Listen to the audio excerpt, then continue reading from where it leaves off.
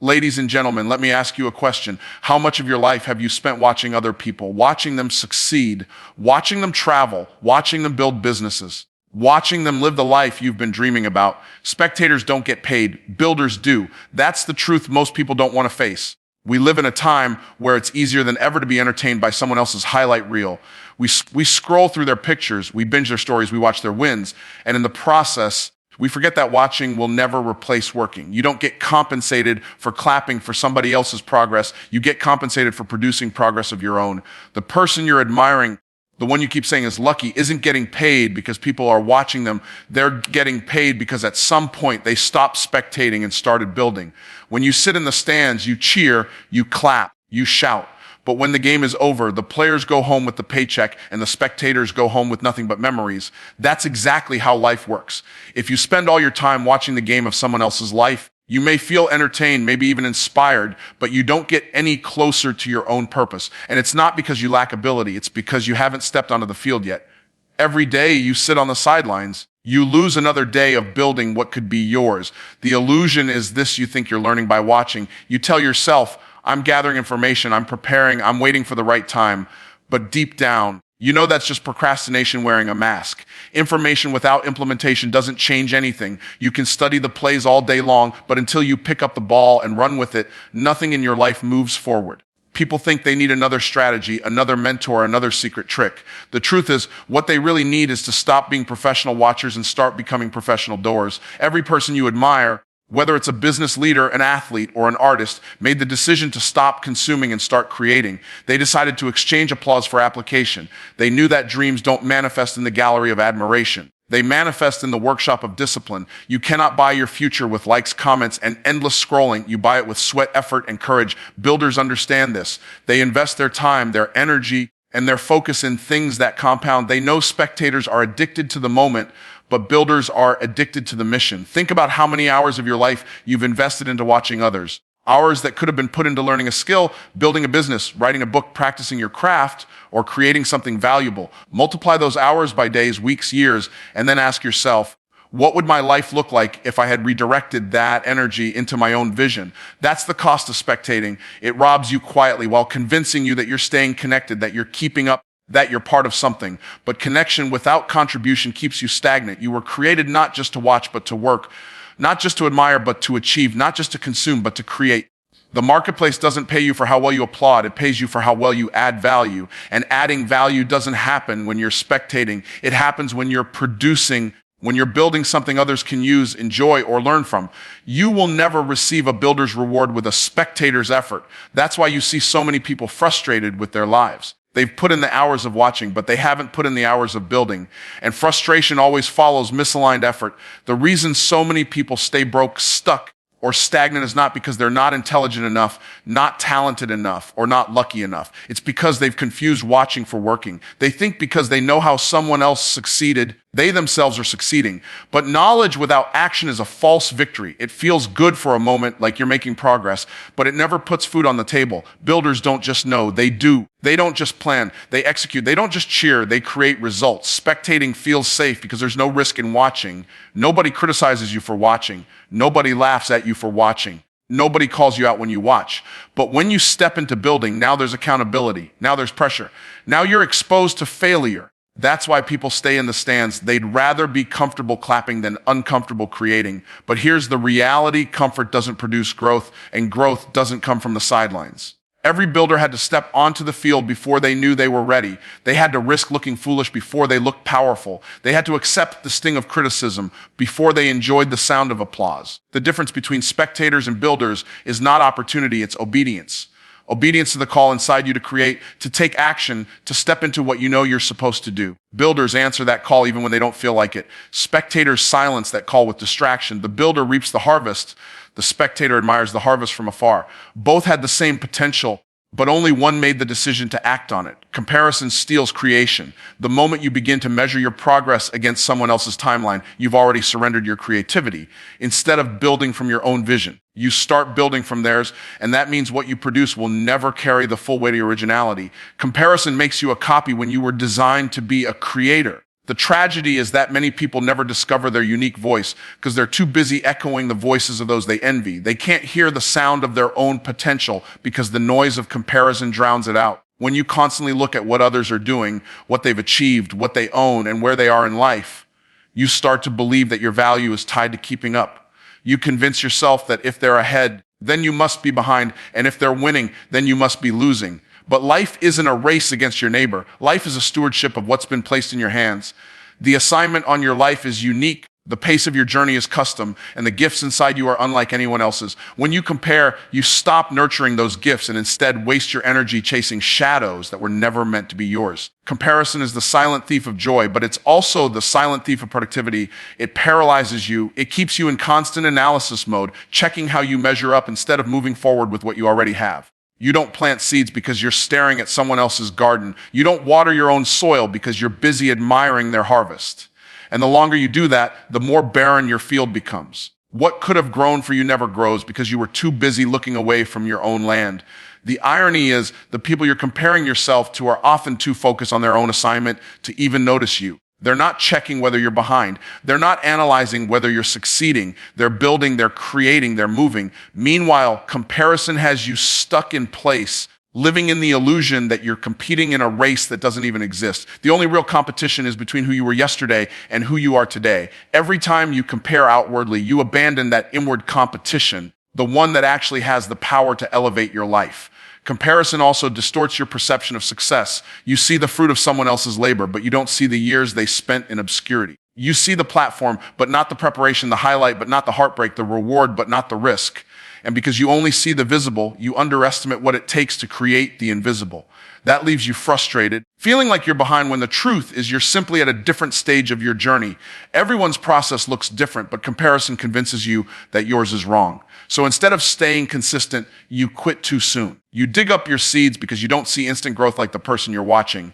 Another dangerous trap of comparison is that it makes you blind to your blessings. You could be surrounded by opportunities, resources, relationships, and talents that are exactly what you need to build the next level of your life, but comparison tells you it's not enough. It whispers that what you have is too small, too late, too insignificant. And when you believe that lie, you fail to multiply what you've been given. Builders multiply, spectators compare. And as long as you compare, you'll never multiply. Your creativity flows best when it's authentic, when it's rooted in your own calling, not when it's a carbon copy of someone else's. The world doesn't need another version of the person you're comparing yourself to. It needs you. It needs the unfiltered, unapologetic expression of your gifts. But comparison suffocates that expression. It makes you doubt yourself before you even begin. It keeps you editing your work before it's finished, shrinking your dreams before they've had a chance to breathe. The truth is, comparison is not just about looking at others. It's about looking away from yourself. Every moment spent measuring their path is a moment stolen from walking your own. Every ounce of energy spent calculating their success is energy stolen from creating your success. The antidote is focus. Focus on your lane, your calling, your pace. Well, if you magnify, multiplies. So if you magnify what others are doing, you'll multiply distraction. If you magnify what you're called to do, you'll multiply results. Comparison disguises itself as motivation sometimes. You say, I'm just using them as inspiration. But the line between inspiration and imitation is thinner than you think. Inspiration should stir your spirit to move in your own direction, not shackle you into duplicating someone else's. If looking at someone else makes you feel smaller instead of stronger, that's not inspiration, it's comparison, and it's keeping you stuck where you are. Focus is the difference maker. Every person has access to time. Every person has access to opportunity, and every person has access to ideas, but not every person learns how to harness focus. Focus is what separates the dreamer from the door, the one who watches from the one who wins. Without focus, energy is scattered, effort is diluted, and vision becomes blurred. With focus, even limited resources can be multiplied, even small opportunities can be maximized, and even impossible goals can be achieved. The most powerful thing a person can do for their future is to choose to direct their attention with intensity instead of allowing it to be hijacked by distraction. The enemy of progress isn't always failure. It's often distraction. Distraction wears 1,000 disguises. It comes as entertainment, as comparison, as business, as endless scrolling, as opportunities that look good but don't align with your assignment. Most people aren't destroyed by lack of talent or lack of intelligence. They're destroyed by lack of focus. They spend energy on things that don't move them forward. They chase every shiny object instead of mastering one. They try to please everyone instead of concentrating on the mission that matters. Focus demands saying no to many good things so you can say yes to the right thing. When you watch someone succeed, You're not just seeing their skill, you're seeing their focus. They weren't the only one with the idea. They weren't the only one with the opportunity, but they may have been the only one willing to lock in and give their full attention to execution. Focus has a compounding effect. The more you direct your attention toward one pursuit, the more momentum you build. Over time, that momentum separates you from the majority who dabble in everything but master nothing. Focus builds mastery, and mastery creates distinction. Think about light. When it's diffused, it can illuminate a room. But when it's focused into a laser, it can cut through steel. That's the same power focus gives you in life. Scattered effort produces temporary results, but focused effort produces extraordinary results. You can try to do 100 things and remain average at all of them, or you can choose to do a few things with intensity and become excellent. Excellence is not born from trying everything. It's born from focusing on something until it bends to your will. Focus also simplifies life. It removes confusion and reduces stress because it clarifies what matters most. When you know what to focus on, you don't waste time on distractions that drain you. You stop trying to fight every battle and start fighting the battles that build your destiny. You stop trying to keep up with everyone else and start aligning yourself with your unique assignment. The clearer your focus, the stronger your decisions become. You stop asking, should I do this? And start declaring, this is what I'm called to do. That clarity eliminates hesitation and gives your actions conviction. Discipline is the companion of focus. It's not enough to know what to focus on. You have to sustain that focus day after day. Focus is not a momentary decision, it's a continual choice. Every day presents distractions, every day presents alternatives, and every day presents the temptation to drift. Discipline holds focus steady when emotions want to wander. It's the habit of returning your attention to what matters most, even when what's urgent screams louder. Those who master discipline multiply the power of their focus. Another dimension of focus is the ability to direct not just your attention, but your imagination. What you focus on mentally, you attract physically. If your focus is always on obstacles, you will be paralyzed by problems. If your focus is on possibilities, you will be energized by opportunities. Focus shapes your reality because your actions always follow your attention. People underestimate the connection between thought and outcome, but builders understand it deeply. They know that focusing their mind on a clear vision plants the seed for results long before the work is visible. Focus also protects you from burnout. Many think burnout comes from working too hard, but it often comes from working too scattered. When you divide yourself across too many directions, you drain yourself without producing meaningful progress. But when you focus on what truly matters, your effort feels purposeful, and purpose energizes you. You can work harder and longer without breaking down because you're not carrying the weight of everything. You're carrying the weight of what matters. Purpose fuels endurance, and focus fuels purpose. Every breakthrough begins with focus. People don't stumble into excellence. They focus into it. They don't accidentally build wealth, influence, or mastery. They deliberately direct their attention until results manifest. Focus is the gatekeeper of greatness. It filters out distractions, magnifies effort, and channels energy into outcomes that others admire but cannot duplicate because they never gave themselves fully to the process. Focus is the hidden ingredient behind every visible success story. Action beats perfection. Too many people are waiting for everything to line up before they begin, thinking they need the perfect timing, the perfect resources, the perfect clarity before they take the first step. The truth is, nothing ever starts perfect. Every great achievement began with imperfect action. The building wasn't polished when the foundation was being laid. The masterpiece wasn't flawless when the first stroke of the brush touched the canvas. The business wasn't world-class when the first sale was made. Waiting for perfection keeps you stuck in theory, but action, even messy action, creates momentum that perfection can never deliver. Perfection is the enemy of progress because it convinces you to delay. It tells you that you're not ready yet, that you don't have enough, that you should wait until conditions change. But conditions rarely align perfectly. Seasons shift, challenges arise, and opportunities pass. If you wait until the storm clears before you build, you'll miss the chance to create shelter during the storm. Action is what opens doors, not waiting for the right door to swing open on its own. Every successful person has scars from imperfect beginnings. They learn by doing, not by waiting. When you act, you give yourself the chance to adjust. You can't steer a parked car, but once it's moving, you can guide it. That's what action does. It gives direction to your vision. You may start wrong, but in starting, you discover how to become right. You may fail in the first attempt, but in failure, you find the wisdom that no amount of theory could have given you. Action produces clarity. The things you've been trying to figure out in your head become obvious once you step into motion. Action answers questions that contemplation never will. Perfection, on the other hand, creates paralysis. You hesitate, you analyze, you overthink, and the longer you delay, the heavier the weight of inaction becomes. Inaction kills confidence. Every day you put off what you know you should do, your belief in yourself diminishes. Action, even small action, builds confidence. Each step forward affirms that you are capable, that you are moving, that you are growing. Confidence doesn't come from waiting until you're certain. It comes from moving forward in the midst of uncertainty. Most people think failure is the greatest risk, but the real risk is hesitation. You can recover from mistakes, you can learn from missteps, but you cannot recover the time wasted in waiting. The person who acts and fails is already ahead of the person who waits for perfect conditions. Because action, even flawed action, creates experience. And experience compounds. Every attempt, every effort, every move adds to your wisdom, your skill, your resilience. The one who demands perfection before moving never builds that experience. So they remain stuck at the same level year after year. Action also attracts opportunity. When you're moving, when you're visible, when you're doing, doors begin to open. People notice momentum. They want to connect with someone who's in motion, not someone who's still planning. Perfectionists stay hidden, polishing an idea that never sees the light of day, while imperfect doors are building partnerships, learning lessons, and gaining ground. Opportunities often show up after you've started, not before. Action is the magnet for resources, mentors, and breakthroughs. Another truth about action is that it compounds over time. Small, consistent actions, even if imperfect, add up to massive results. You don't need to have it all figured out to start. You need to commit to moving daily, to building consistently, to improving gradually. Perfection demands you be flawless now. Action allows you to grow in excellence step by step. Excellence is the byproduct of repetition and refinement, not the starting point. Action also silences fear. Fear grows in the absence of motion. The more you sit still, the louder fear becomes. But once you step forward, fear begins to shrink. Courage doesn't mean the absence of fear. It means you acted anyway. Each time you move, fear loses a little more power over you. Perfection tells you to wait until you're no longer afraid. Action teaches you that confidence comes in the doing, not the waiting.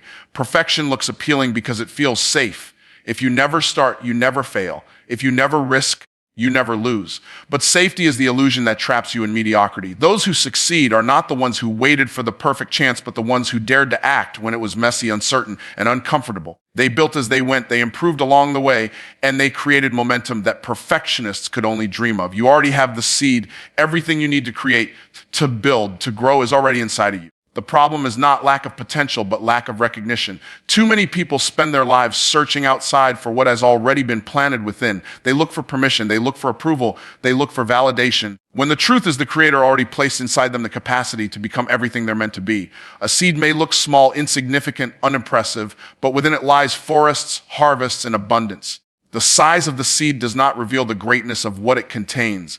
The challenge is that most people underestimate the seed. Because it doesn't look like much in its beginning stage, they dismiss it. They compare their seed to someone else's harvest and think theirs has no value. But a seed is not supposed to look like a harvest. A seed is supposed to look like potential. The oak tree doesn't look like the acorn, but the acorn carries everything required for the oak tree to exist. Your gifts, your ideas, your abilities may look small now, but they contain everything required for greatness if you are willing to plant, water, and cultivate them. The tragedy is when people keep the seed in their pocket, safe, unused, and untouched. A seed kept in a pocket will never grow. It must be placed in the soil, buried, and given time to develop. That process isn't glamorous. It looks like nothing is happening at first. The seed disappears into the ground, hidden from view.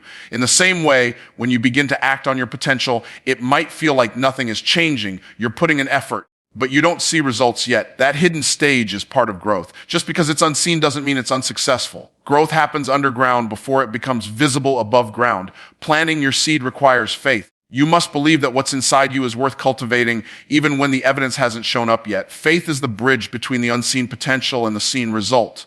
Without faith, you'll dig up the seed too early. You'll quit before it sprouts. You'll abandon it because you didn't see immediate progress.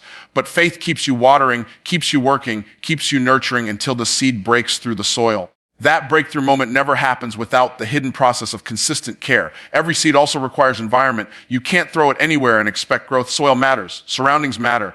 The voices you listen to, the people you allow into your space, the atmosphere you create around yourself, all of these act like soil for your seed. If the environment is toxic, growth will be stunted.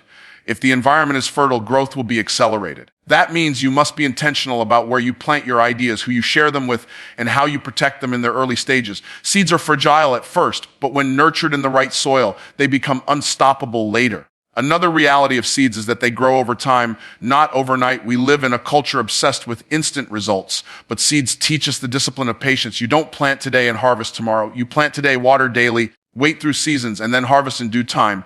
Impatience is what destroys so many dreams. People want the reward without respecting the process. But every farmer knows the process is unavoidable. You cannot rush nature. And you cannot rush destiny. The seed knows its own timing, but your job is to keep it alive with consistency. Seeds also multiply. One seed planted doesn't just produce one fruit. It produces fruit that contains many more seeds. That means what you cultivate in yourself doesn't just impact you, it multiplies into others. Your seed becomes a harvest that feeds people, inspires people, empowers people. The small idea you begin with can grow into a movement. The simple gift you develop can create opportunities for countless others. Seeds carry generational impact. That's why it's dangerous to ignore yours. When you leave your seed unplanted, it's not just you who misses out. It's everyone who was supposed to benefit from the fruit it was designed to produce. The seed you've been given may look ordinary, but it contains extraordinary results. It may look small, but it's meant to create abundance. It may feel hidden, but it's designed to become visible in time. What matters is not whether you recognize the greatness in others, but whether you recognize the greatness already within you. Your responsibility is to take that seed out of hiding, plant it in the soil of discipline, water it with faith and action, and protect it until it grows into everything it was destined to become. Your destiny is built, not borrowed. Too many people are waiting for someone else to hand them the life they desire, hoping for a shortcut, a secret formula, or a borrowed plan that will take them straight into fulfillment. But no one can live your purpose for you. No one can hand you a finished version of the life you're supposed to build. You cannot borrow identity. You cannot borrow discipline. You cannot borrow destiny. The path that belongs to you must be walked by you, and the work that shapes you cannot be outsourced. When you look at the success of others, what you are seeing is the result of years of building, years of decisions, years of sacrifices. You can admire their story, but you cannot copy, paste it into your life. Their blueprint will not fit your foundation. What worked for them may inspire you, but it cannot substitute for the work you must do yourself. Borrowed strategies without ownership collapse quickly because what sustains you is not someone else's conviction, but your own. Your destiny requires your fingerprints, your sweat, your resilience, and your growth. Building means responsibility. It means you don't get to blame others when things aren't where they should be. It means you take ownership of your choices, your time, your focus, and your habits. Many want the rewards of a destiny, but not the responsibility of constructing it. They want to inherit a mansion without laying bricks, to collect a harvest without planting seeds, to enjoy the applause without enduring the process. But destiny doesn't work like that. If it is to be yours, it must be built by you. Borrowing is easier, but it's fragile. You can borrow someone's style, their words, their moves, but what you borrow won't last because it doesn't come from within. You can wear another person's clothes, but they won't fit your body perfectly. You can rehearse another person's script, but it won't carry your voice with authenticity. A borrowed identity always breaks under pressure.